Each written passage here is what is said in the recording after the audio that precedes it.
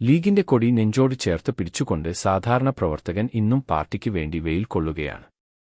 Poster ഒട്ടിച്ചവൻ, രാവും പകലും വിജയിപ്പിക്കാൻ വേണ്ടി ഓടി നടന്നവർ, സ്വന്തം വാഹനമെടുത്ത് പലരെയും വോട്ട് ചെയ്യിപ്പിച്ചവൻ, പാർട്ടിക്ക് വേണ്ടി സമരം നടത്തിയവർ എല്ലാം ഇന്ന് ഇലക്ഷൻ കഴിഞ്ഞപ്പോൾ പുറത്തായി.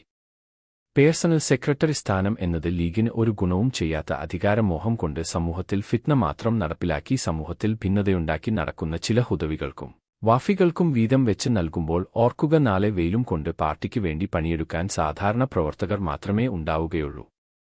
എത്ര അനുഭവങ്ങൾ ഉണ്ടായാലും പാർട്ടിക്ക് വേണ്ടി മരിക്കാൻ തയ്യാറായ പ്രവർത്തകരെ പേഴ്സണൽ സെക്രട്ടറി ആക്കാൻ മാത്രം പാർട്ടിക്ക് താൽപ്പര്യമില്ല. സ്ഥാനങ്ങൾ മോഹിച്ചല്ല പാർട്ടിക്ക് വേണ്ടി പണിയെടുത്തത്. എന്നാൽ ഈ അവഗണന സഹിക്കാൻ കഴിയില്ല. നല്ല കഴിവുള്ള എത്രയെത്ര സാധാരണ പ്രവർത്തകർ ഉണ്ട് പാർട്ടിയിൽ. അവരെ പേഴ്സണൽ സെക്രട്ടറിയാക്കി ചേർത്ത് നിർത്താൻ എന്താണ് നേതൃത്വത്തിന് തടസ്സം? പദവികൾ നൽകുമ്പോൾ ബന്ധം നോക്കി, ബിരുദം നോക്കി. എന്നാൽ ത്യാഗം മാത്രം നേതാക്കൾ നോക്കിയില്ല. രാത്രി ഉറക്കം ഒഴിഞ്ഞു കുടുംബം ശ്രദ്ധിക്കാതെ പാർട്ടിക്ക് വേണ്ടി ഓടിയ സാധാരണക്കാർക്ക് ഇനി ഒരു വിലയുമില്ല.